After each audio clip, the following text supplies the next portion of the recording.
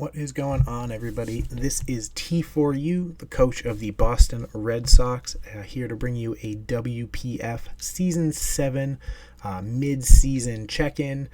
This is my first video for the channel, so what I'm going to do here is I'm going to quickly run down all the teams, look at their schedules so far. If I have any noteworthy comments on the team, I'll add those in. We'll look at who's in close contentions for playoffs because we're starting to hit that point in the season where people can start thinking if they're in or out. And then we're going to swing over to my team and talk about what I think is cool with it, what I'm not so thrilled with, and what I am looking to do going forward. So starting up at the top of the Brains Conference, we have the Atlanta B-Drills and Coach B Real. They're sitting pretty comfortable at a 3-3 win-loss ratio. Pretty safe run for playoffs so far. Not guaranteed. Definitely going to have to make sure they get more wins than losses going forward. But they're in a comfortable spot, especially because they have that nice cushy 3-0 division record, which means that if it ever comes down to a tiebreaker, they're already in a strong showing to win that tiebreaker. They've got a fun rain team with Reggie Alecki, which is a nightmare to prep for because it is faster than everything under the sun. But let's see if they can going forward, if they can get some more power out of it. It hasn't really done that much yet, and I'm expecting to see big things as we go forward with the season. Next up, we have Coach Duck and the Rochester Raboot, also on a 3-3 win-loss ratio. Their division record's messed up right now. It says 1-3, but they've only had 3 division battles. I haven't checked to see which one is in error, so I'm not sure if they're doing 1-2 or 0-3. But either way, not quite as strong as Atlanta's division record, but still a comfortable, I could probably make playoffs type of showing. We'll see how they're doing. They're currently in a 2-winning streak, which looks great, and if they can keep that streak going, they're in a really strong contention for playoffs. Next up, we have Bucks and his Bronx Blastoise. Bucks has been having a really rough season. He's got a good team, he's a fantastic battler, and he just hasn't been able to connect those two things together to get the wins out of his battles. He did just finally get a win last week, so he is now on his first win of the season, bringing him to 1-5. If he can keep that momentum going, he's not out of playoffs. He's just got a much harder uphill slog than either Atlanta or Rochester did. And then next up, the last member of the Alakazam division is Big L56 with the Midwest Mawiles. This team is riding really comfortably with a 5-1 win-to-loss ratio. They've got a 2-1 division record. They are looking very comfortable. If there was going to be a team I could say, this one's going to make it to playoffs, this is one of the few that I would say with reasonable margin of error, because he could lose everything for the rest of the season, and then he'd be out. But this team, I feel, is going to make playoffs very comfortably. He's got a good, solid team. He's pulling tricks out of Serena that I didn't even know it could do. And he's made a couple of trades, and we'll see how they spice his team up as he goes forward. Moving down to the Metagross division, we have Pardus and his Vegas Golden Magnemites, also with a 3-3 record. A lot of very midline people so far in the Brains Conference, 50-50s all around. Vegas is a very good battler. I'm expecting to see a lot more wins coming forward. He's got a juggernaut of a team with things like Spectrier, Mega Aerodactyl, Nidoking, and Rillaboom. So basically, you can't weather that onslaught, and the only way to win is to take those chunks out before they can start racking up those big hits. And it's going to be interesting to see as the season goes on if people adapt to his team and his play style, or if he's able to just keep the offensive pressure going and continue those wins. Next up, we have the Tennessee Red Gyarados, coached by Coach Big Shane, the big boss himself. He's currently one of the 2 people who are missing 1 battle so far, so they're the only ones with 5 instead of 6 battles. And he is riding pretty comfortably with a 4-1 win-loss ratio. If he can pull off the win against the Woolloomooloo Wooloos, he will be at 5-1, the same as Big L, which would put him in a really comfortable spot for playoffs. If he loses it, 4-2 is still a pretty good slot. And while he is riding on Mega Gyarados yet again, he has shown many times that he knows how to use Mega Gyarados, and he can count on it reliably to make playoffs. So we'll see if he can keep that going, and I would expect to see them, if not in the main slot for playoffs, at least to snag that wild card, because he's a very competent battler with a Pokemon that he has more experience with than probably anyone. Next up, we have Asdf with the Sydney Thunderous. They're at 4-2 right now with a comfortable 2-1 division record. That team and that coach are very good. I expect strong things from them, and that is another team that I would be expecting to see come playoff time, by the sheer offensive pressure that they provide. Following that, we've got Mario B and his Happy Valley Hariyamas. Just realizing Valley is spelt wrong on this. I'm going to have to change that later. He's got a little bit less of an impressive record at 2-4 right now, although those 2 wins are the most recent 2 battles he's done. So we'll see if he can turn that around and keep that momentum going for the rest of the season.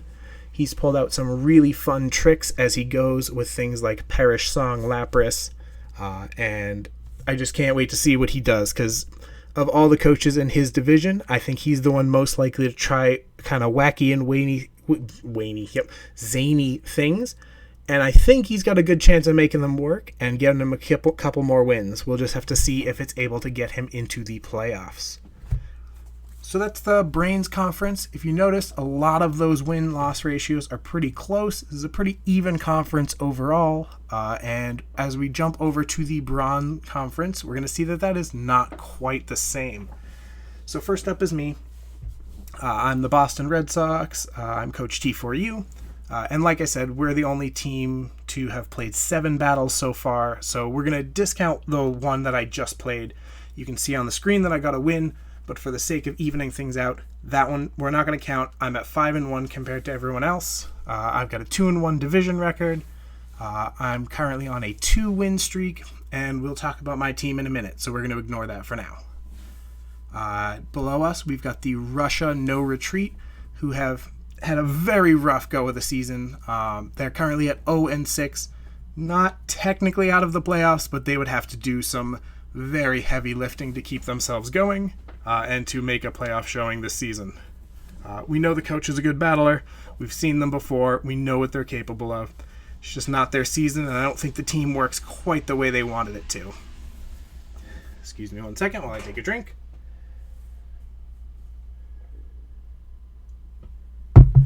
All right, and then we've got Zelda and the Warsaw Rapidash. They are currently at 2-4.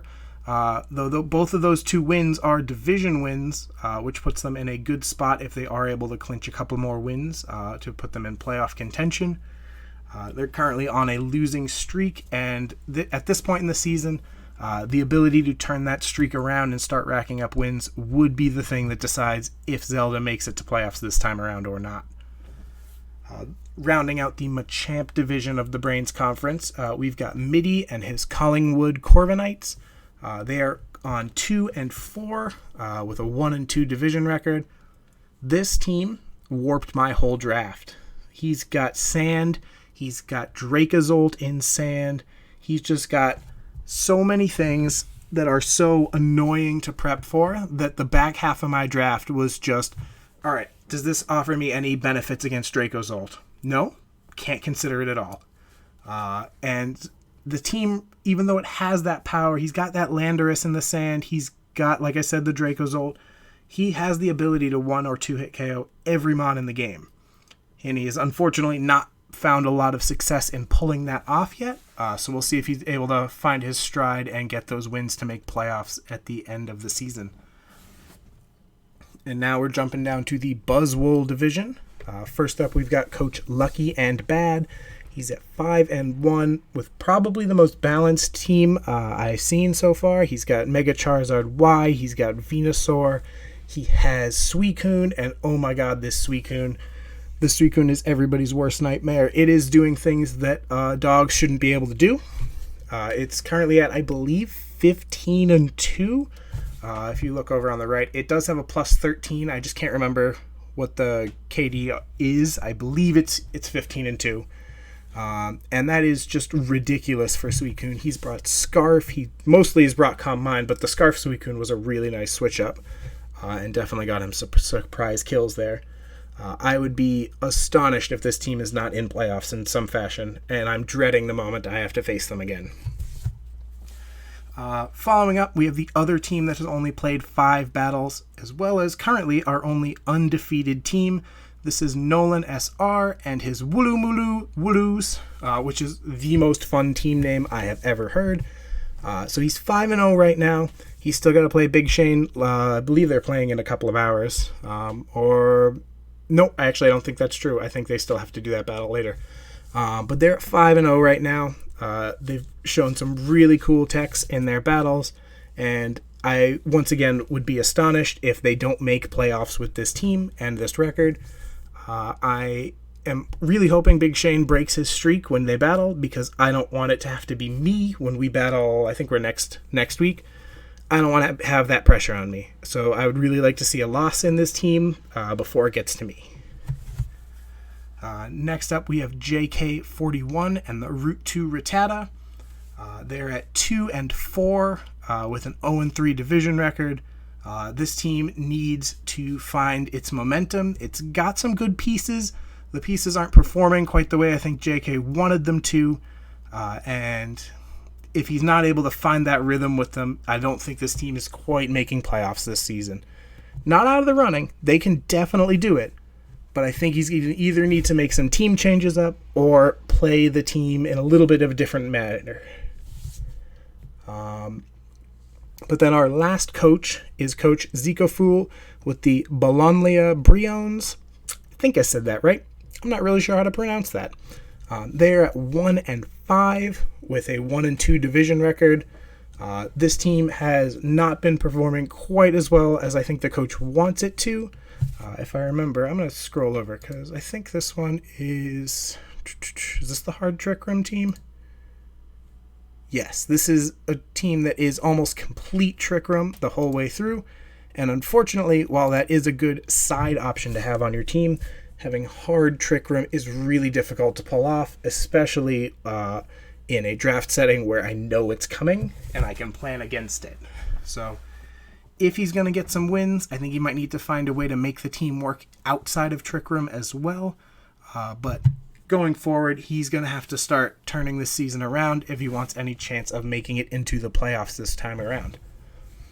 Now, over here on the right, this is our MVP leaderboard. Like I said, this disgusting dog is up on the top with plus 13. The leaderboard hasn't been updated as recently as it could have. Moltres and now Meyer Shifu Single Strike are taking up these 2 spots. But like I said, Big Shane and the Tennessee Red Gyarados are a game behind, so it's entirely possible that Excadrill could keep that spot and bump Moltres out and have her Shifu in the last spot.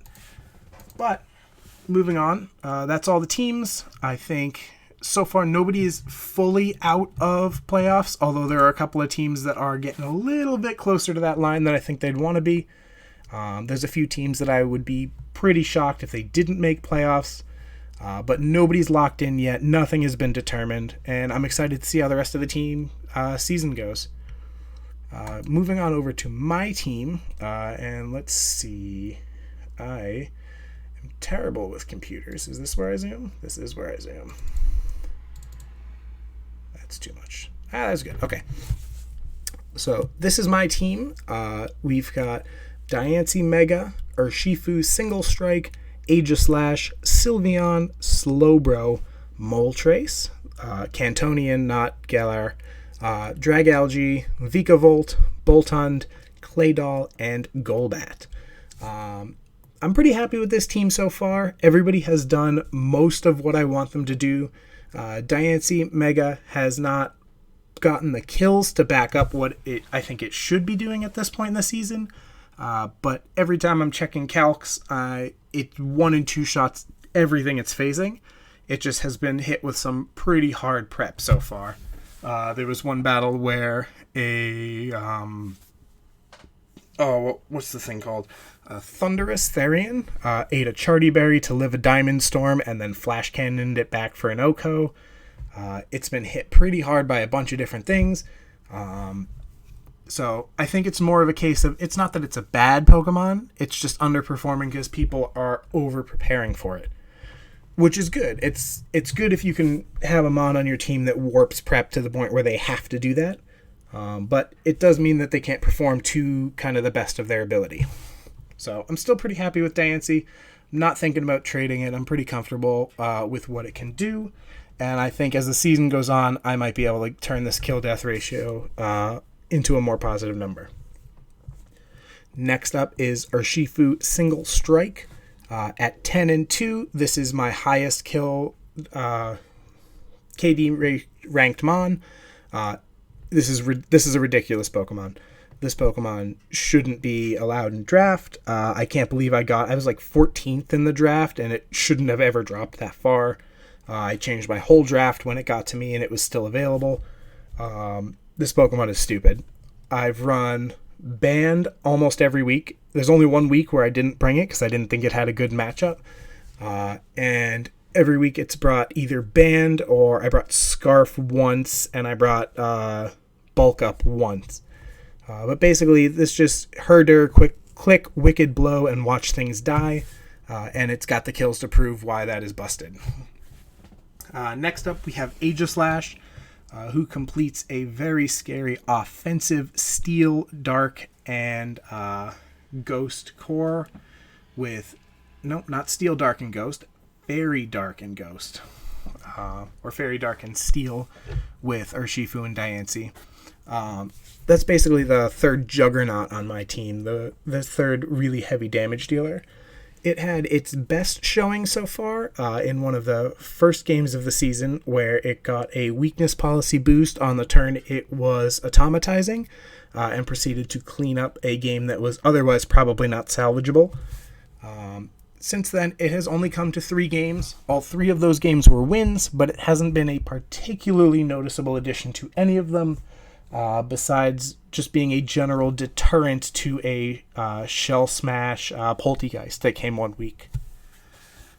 Next up, we've got Sylveon, who has come to 5 games, died in 4 of them, and racked up a total of 4 kills so far.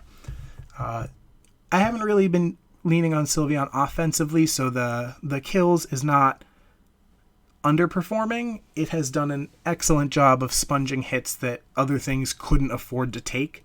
It has lived a lot of different, very powerful hits. It soaked up a Spectrier, Life Orb, Shadow Ball like it was nothing last week while dealing 40% back to it. It ended up knocking out a couple of things in my most recent battle just because it could survive a couple of hits on the way through. So overall, pretty impressed with Sylveon. I didn't want to draft Vaporeon again because I rely very heavily on Vaporeon, and I did manage to get Slowbro, so that was a bit of a conflict of interest there. But speaking of Slowbro, Slowbro is the next member of the team. It's only at 1-4, and it's come to 5 battles, but for the most part, that's not what Slowbro's been trying to do. Slowbro is, as you might guess if you've played OU recently, my Teleport Bomb. Slowbro is really good at soaking up a hit, and either inflicting Rocky Helmet chip damage or leaving a Future Sight hanging in the air, and then popping over into Urshifu or Diancie so that they get a free switch in and are able to deliver a devastating hit, or as you might say, a wicked blow onto the other team for free. I'm sorry for the terrible pun. I could not resist. I'll try to do better. Don't hurt me. But Slowbro, no complaints. It's done exactly what I wanted it to, even if the on-paper stats aren't particularly inspiring. Next up is Moltres. I have been absolutely blown away by Moltres this season. I was not expecting it to be as good as it has. I was not expecting it to be as versatile as it has shown itself to be. I've brought it every week except for one, and I don't think I've ever had a set that repeated itself. I've brought Scarf, I brought Sub-Roost, Toxic Stall with Pressure. I've brought several different boots sets that had either Defog or Mystical Fire or Scorching Sands. And Moltres realistically could probably have, I believe it's 13 kills. There were a couple of times I could choose either it or Shifu to get a kill, and I leant towards Shifu just because it's my new toy. But Moltres has been absolutely the surprise MVP of the team so far. Even though Shifu's got more kills, they've got the same kill-death ratio, and Moltres keeps getting surprising ways to get kills. Next up, we've got Drag Algae. I was really expecting this mon to do a lot more damage this season. When I drafted it, I was envisioning bringing Specs a lot and bringing Toxic Spikes occasionally. But every time I get to prep and I'm like, all right, can I bring Specs Drag Algae? The answer is always no. It's just a little bit too slow. And if I'm running Specs, I'm not bulky enough. And if I run Toxic Spikes, I'm not strong enough. So I've brought it 3 times. I believe all 3 of those were defensive Toxic Spike sets. I don't think it's ever actually clicked a stab move at this point. I think it's only ever set Toxic Spikes and used Flip Turn. It might have Sludge Wave once. I'm not sure. But in the offensive department, it's definitely underperforming for me. But as a Toxic Spike setter, every time it's come, it's got value out of those. So I guess I can't complain too much. Then we have Vikavolt, our Sticky Web setter. This is another mon just like Drag Algae. When I drafted it, I was like, all right, we're going to drop some webs, and then our Shifu's going to outspeed everything and get kills every single time. That's not really how Vikavolt ended up playing. What has happened, I think twice now, maybe 3 times, is Vikavolt has been exactly bulky enough to stomach a hit that nothing else on the team could take, and then either knock out or severely weaken the thing that dealt that hit. So it soaked up... Oh, what was the hit? I think it was Mega Sharpedo against Midi. Was that the hit? No, that's not right. I don't remember, and I'd have to go back and start the video over to find it, so we're going to ignore that. But Vikavolt has sponged several hits that nothing else could afford to do, and has managed to get kills. It's laid sticky webs a couple of times, but none of those were particularly noteworthy, except in my most recent battle where it made it the difference between Scarf or Shifu outspeeding a Scarf Raikou or not outspeeding it. And that ended up being a deciding factor in the end of the game. So it has got some value as a Weber, but not as much as I thought it would. Next up, we have Voltund. I have brought Voltund exactly twice. Both times I brought Scarf Voltund, and both times I brought it because Scarf Voltund is stupidly fast. The first time I brought it, it was because it outspeeds a Dracozolt in the sand, which makes me fast enough to hit it with Play Rough, which is a 2-hit KO if I need it to be. And if that was a banned Dracozolt, I still live the Bolt Beak, and I'm able to hit it twice before it hits me once. The other time, it was because it was the only thing on my team that could outspeed a Regieleki as well as a Mega Swampert in the rain. And it performed admirably both times. I've already gotten more value out of this mon than I expected that I would. And I'm pretty pleased with it overall. Next up, we have Claydol. Claydol was a late mid-season acquisition. Somebody dropped it from their team, and the second I saw it hit the trades board, I went in and dropped my Steelix for it. Steelix had actually had a really good battle the one time I did bring it before that, but I could not pass up Claydol. Claydol is amazing. Stealth Rock's Teleport now is great for it. Scorching Sands fills in that gap where it's not doing enough damage to justify being offensive, but you don't want your defense mons to be set up fodder, and Scorching Sands fills that gap nicely. I've only brought it twice so far. The first time I brought it, it attacked once and immediately got a freeze, which, while I don't think it decided the game, it certainly made my job much easier for the rest of the battle.